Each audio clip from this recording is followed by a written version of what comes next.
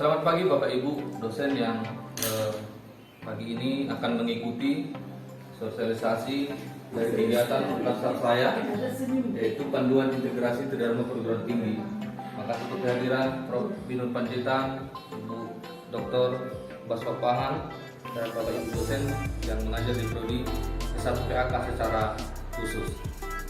Jadi judul dari kegiatan yang saya kerjakan yaitu pada akhirnya membuat buku panduan integrasi Tridharma Perguruan Tinggi.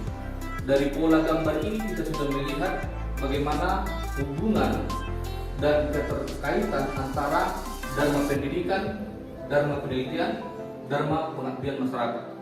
Jadi antara pendidikan dan penelitian, pendidikan, pengabdian pendidikan, penelitian dan pengabdian dan seterusnya. Nanti kita akan melihat bagaimana keterkaitan dari tridharma ini dan bagaimana pelaksanaannya di perguruan tinggi. Baik, saya coba mulai.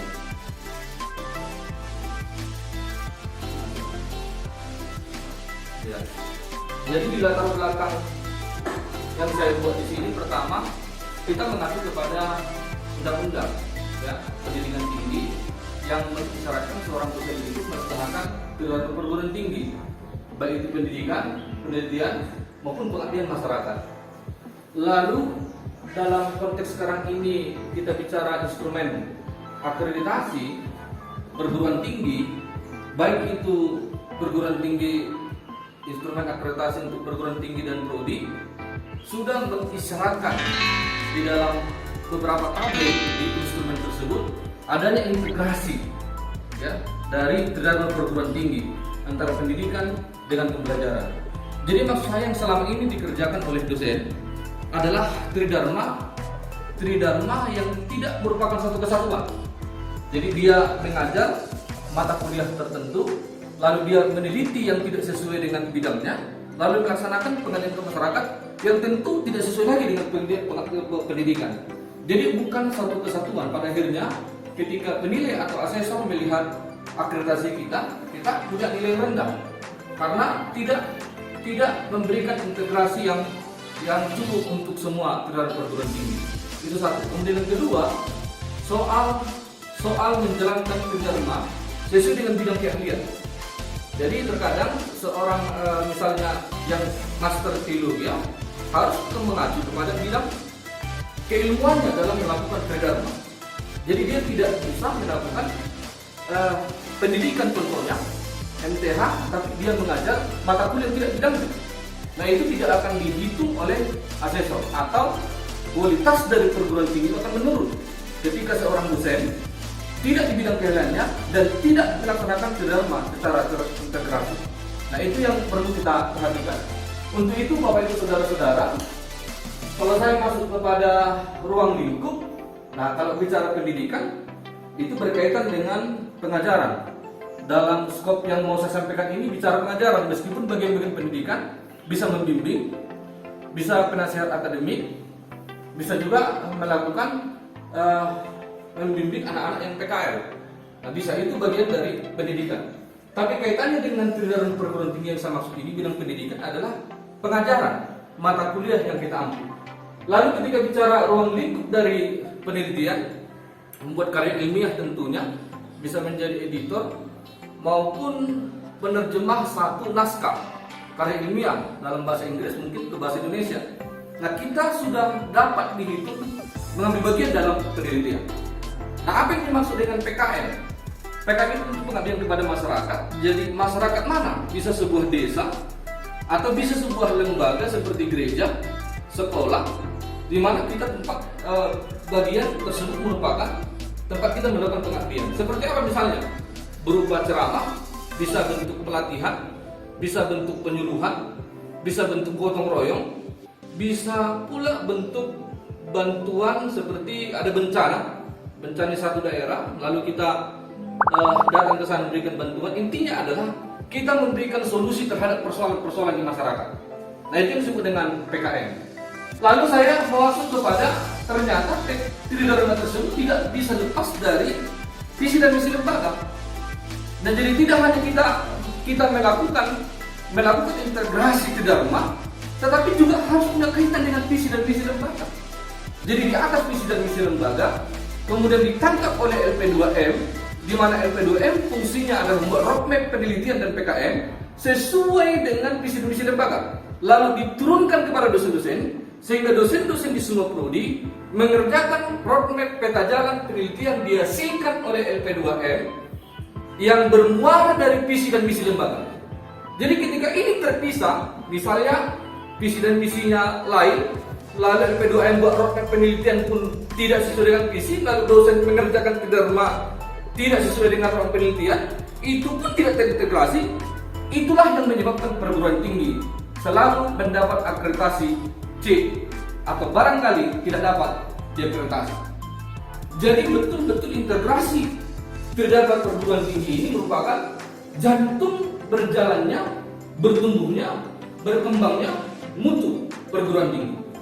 Jadi kalau seorang dosen tidak melakukan kegiatan perguruan tinggi, nah kita bisa bayangkan rusaknya sebuah lembaga. Jadi harus mengacu ke sana. Lalu di program ketiga ini berbicara tentang proyek 4, ya tentu pembelajaran rasa dengan KKN. Jadi mayor dari Dharma ini adalah pendidikan. Jadi pendidikan harus mengacu pada KKN. Jadi di samping harus bermuara kepada visi dan misi lembaga, roadmap penelitian, pendidikan atau pengajaran yang kita kerjakan juga diatur harus mencapai KKN. Jadi kalau kita mengajar, kalaupun ini terintegrasi, tapi pengajaran ini bukan bagian dari KKN, maka tidak dapat dihitung. Jadi tetap memperhatikan unsur-unsur itu. Sudah pun melakukan integrasi, tetapi pengajaran yang tidak sesuai dengan standar KKN, misalnya dalam RPS bisa kelihatan itu, dia berstandar KKN atau tidak. Begitu rusaknya seorang dosen mengajar. Jadi tetap harus bermuara, karena Dharma adalah, mana saya bilangnya? Jadi pusatnya itu adalah pendidikan. Nah dari sini dia berkembang ke penelitian, ke pengabdian dan lain sebagainya. Oke, saya ingin masuk dulu ke ya, jelaskan aja dari apa ya, daftar isi. Oke, nanti boleh saya sharing ya. Strategi integrasi capaian pembelajaran berdasarkan riset. Sebelum nanti di poin bab 6 ini. Jadi apa yang dihasilkan penelitian itu dapat mengupdate, memperbaharui materi kita. Jadi misalnya seorang dosen melakukan penelitian, lalu dalam penelitian itu dia menghasilkan buku, dan buku itu mendukung pengajaran, maka itu bisa menjadi referensi. Jadi pengajaran kita, itu pelaksanaannya, strateginya, sampai pelajaran riset dan PKM, lalu berlanjut kepada pengabdian kepada masyarakat. Tapi saya lebih berfokus dulu di bab 6. Saya masuk ke integrasi pendidikan dan penelitian. Bagaimana melaksanakannya? Ya, seorang dosen melakukan pengajaran, lalu bagaimana ia mengintegrasikannya kepada penelitian? Sangat sederhana sekali. Dalam mata kuliah kita misalnya, nah kita bisa menugaskan mahasiswa membuat jurnal dari topik pembelajaran kita. Jadi ini sudah terhitung integrasi. Lalu kita melakukan suatu penelitian dari bidang studi yang kita ajarkan.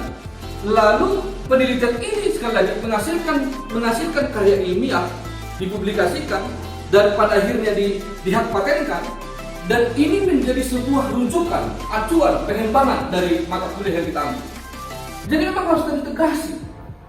Jadi pengajaran atau mata kuliah itu berkembang, bermutu, meningkat, itu dari hasil riset. Jadi kalau seorang dosen tidak pernah menghasilkan riset dari bidang studinya, bagaimana ia mengembangkan mata kuliah itu? Jadi tidak hanya berbicara referensi-referensi yang terkadang tidak sesuai dengan yang kita ajarkan. Nah misalnya kita bisa mengajar konteks, bagaimana saya maksudnya? Contohnya saja kita mengajarkan mata kuliah teologi sistematika. Teologi sistematika hubungannya dengan Kristus misalnya. Jadi persoalan pemahaman Kristus di Sumatera Utara bisa berbeda dengan Sumatera Barat. Jadi tidak sama topik itu kita ajarkan se-Indonesia. Nah kalau kita melihat ternyata pemahaman Kristologi atau tentang Kristus di Sumatera Utara, beginilah pemahamannya setelah diteliti. Hasil penelitian itu membuat kita memperbaiki materi-materi kita. Jadi mengapa tidak menyambung seorang dosen mengajar satu mata kuliah karena tidak berhubungan dengan konteks atau persoalan di masyarakat. Nah itu yang pertama. Lalu kita masuk ke integrasi pendidikan dengan pengabdian, pendidikan dengan pengabdian. Di mana poinnya ini? Sederhana sekali. Saya sekarang mengampu mata kuliah teologi sistematika. Contoh, saya di bulan 11 akan buat pengabdian kepada masyarakat berupa pelatihan atau pembinaan iman soal doktrin iman Kristen. Karena teologi sistematika bicara iman Kristen, lalu iman Kristen ini akan coba saya jelaskan di berbagai gereja yang punya persoalan tentang iman Kristen. Apakah saya bicara tentang Alkitab, tentang Kristus, tentang malaikat, tentang setan? Lalu saya buat PKM kan dalam bentuk pembinaan iman. Artinya apa? PKM saya itu sesuai dengan mata kuliah atau bidang yang saya ambil. Jadi tidak boleh misalnya sekedar khotbah lalu disebut PKM. Karena khotbah itu kita dibayar.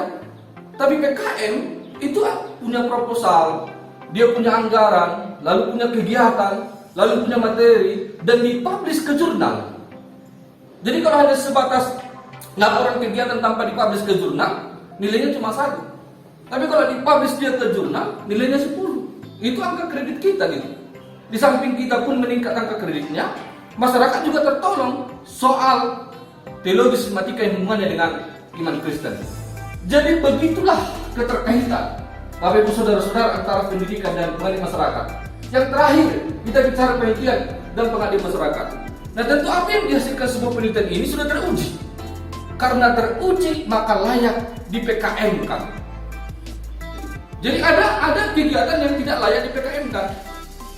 Ya, misalnya di satu desa dia ingin menanam satu desa, lalu ingin memberikan telur ayam. Padahal di situ udah banyak telur ayam, tidak menjadi solusi. Misal, ya sering pengabdian masyarakat itu bantuan-bantuan yang dimana bantuan itu sudah penuh. Jadi carilah apa masalah melalui riset penelitian, apa masalah dalam di masyarakat, lalu setelah diteliti, inilah yang di PKM kan. Jadi Bapak Ibu Saudara-saudara, ternyata tugas kita sudah memaparkan karyanya ini ya. Ini sangat bermanfaat bagi institusi kita, Institut Agama Kristen di Jakarta itu ya, di mana beberapa bulan terakhir ini kita sedang mengerjakan ataupun mengisi instrumen IPT, orang IPT dan juga instrumen akreditasi S2 MPK ya. Jadi memang sangat penting mengintegrasikan pendidikan, penelitian, pengabdian kepada masyarakat, dan kita harus menarasikannya dengan bagus. Luar biasa tadi penyampaian Bapak. Saya melihat bahwa Bapak sudah memahami benar ya, sesuai dengan yang diharapkan oleh IPT ya, dan akreditasi prodi. Itu sebetulnya yang diharapkan ya. Termasuk menarasikannya supaya bagus. Memang selama ini ya kita melakukan pendidikan, kita melakukan penelitian, kita melakukan pengabdian. Sama sekali ada dosen yang tidak mengintegrasikan itu. Walaupun kita lakukan itu, kita lakukan 3 itu, tapi tidak kelihatan atau belum kelihatan integrasinya di mana. Sadar atau tidak sadar perlu kita perbaiki itu. Ya. Nah kemudian hanya sedikit kalau masukan dari saya Bapak, kalau pemahaman Bapak di sini dan saya sudah lihat bagus ya. Ke depan nanti Bapak ini juga ada apa namanya kalau di internal ya, apa namanya? Internal. Internal dulu ya, baru nanti sebentar lagi eksternal ya. Karena kalau eksternal kan IPT yang Bank PT yang merekrut ya. Ya. Saya hanya memberi saran sedikit ke penulisan aja. Misalnya kurang konsisten, masih sedikit PKM, pengabdian kepada masyarakat, jadi P-nya itu memang besar, K-nya kecil ya. Jangan ada kadang-kadang K-nya besar, karena biasanya PKM P besar, K kecil, M besar. Dan kemudian jangan juga kadang-kadang bersama-sama besar. Ada juga yang saya lihat di daftar visi M-nya itu kecil. Iya. Begini, kalau walaupun sekecil itu penulisan, ya titik koma dan sebagainya itu memperlihatkan ketelitian kita, ya untuk yang lain juga. Ya, saya pikir itu aja udah bagus. Saya beri jempol 2. Ya, terima kasih.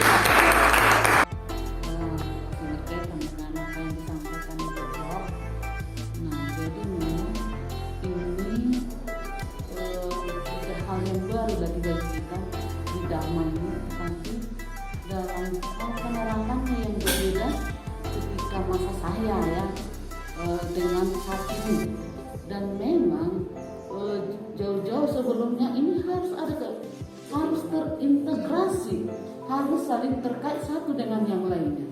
Tetapi baru terakhir ini kita sadari bahwa apa yang kita lakukan di dalam pengajaran itu harus kita lakukan dengan wujud penelitian dan kemudian diimplementasikan dalam pengabdian. Jadi apa yang dikatakan Bapak tadi, yang selama ini kita lakukan, seperti saya misalnya ya, saya mengajar, lalu nanti penelitian saya tidak sesuai dengan apa yang mata kuliah yang saya ajarkan, dan pengabdiannya lagi berbeda lagi. Jadi tidak ada sinkron satu dengan yang lain. Tetapi ketika kita sudah menyusun instrumen untuk akreditasi MTK itu, saya mulai sadar, dan memang itu saya sudah mulai setelah saya lulus S3 ya. Akhirnya semua penelitian saya mengarah kepada manajemen. Saya nggak lagi masuk ke tentang mata kuliah lain, tapi saya arahkan ke manajemen. Cuman dalam bentuk pengabdiannya belum masuk ya, belum masuk seperti apa yang Bapak jelaskan tadi. Bisa pengabdian itu dalam bentuk buku ya, kita sumbangkan karya kita itu kepada misalnya kepada sekolah. Seperti misalnya saya ada punya penelitian kepala sifat ya, pengembangan jenis-jenis kepala sifat. Sebenarnya ini bisa saya buktikan dan boleh dipakai oleh dosen. Kebetulan bekas penelitian itu adalah dosen. Nah, jadi ini suatu hal yang sangat memotivasi mungkin dosen-dosen baru ya. Artinya jangan lagi seperti pengalaman kami yang melakukan penelitian yang mengambil daripada pendidikan apa yang kita ajarkan. Itu masukan sekalian membuka wawasan itu. Ya, saya tambah sedikit lagi ya Pak. Jadi memang dari ingat sangat penting itu bahwa harus semuanya kita lakukan itu mengacu kepada pencapaian visi misi. Iya. Termasuk juga dari visi misi itu LP2M harus membuat roadmap penelitian ya, supaya mengacu ke situ. Nah, itulah turun sampai kepada prodi. Itu dia. Jadi mungkin kelemahan kita selama ini, ataupun boleh dikatakannya kelemahan, kendala ketika kita mau menyusun instrumen IPTV ya dan juga prodi, belum, kalaupun sudah ada katanya belum disosialisasikan ke kita ya, itu dia. Jadi ini walaupun nggak ada di sini LP2M, karena tetangga dari LTM boleh mungkin menyampaikannya nanti boleh menyampaikannya. Jadi supaya disosialisasikan ke kita yang namanya roadmap penelitian itu, ya kan? Nah, dan roadmap itu harus mengacu ya, berdasar pada visi misi ya dan cara ini. Jadi masukan yang bagus ini buat kita semua, buat lembaga ini kalau saya pikir. Terima kasih. Baik, terima kasih Bapak Ibu yang sudah mengikuti kegiatan sosialisasi kegiatan dasar saya panduan integrasi di dalam perguruan tinggi. Terima kasih untuk masukan Bapak Ibu yang sudah memberikan kontribusi untuk pertemuan ini, sehingga saya pribadi akan memantapkan panduan ini, dan semoga panduan ini bisa bermanfaat untuk kita sebagai dosen dalam melaksanakan dalam perguruan tinggi, sehingga perguruan tinggi kita memiliki kualitas mutu yang lebih baik ke depan. Terima kasih Bapak Ibu, Tuhan Yesus memberkati.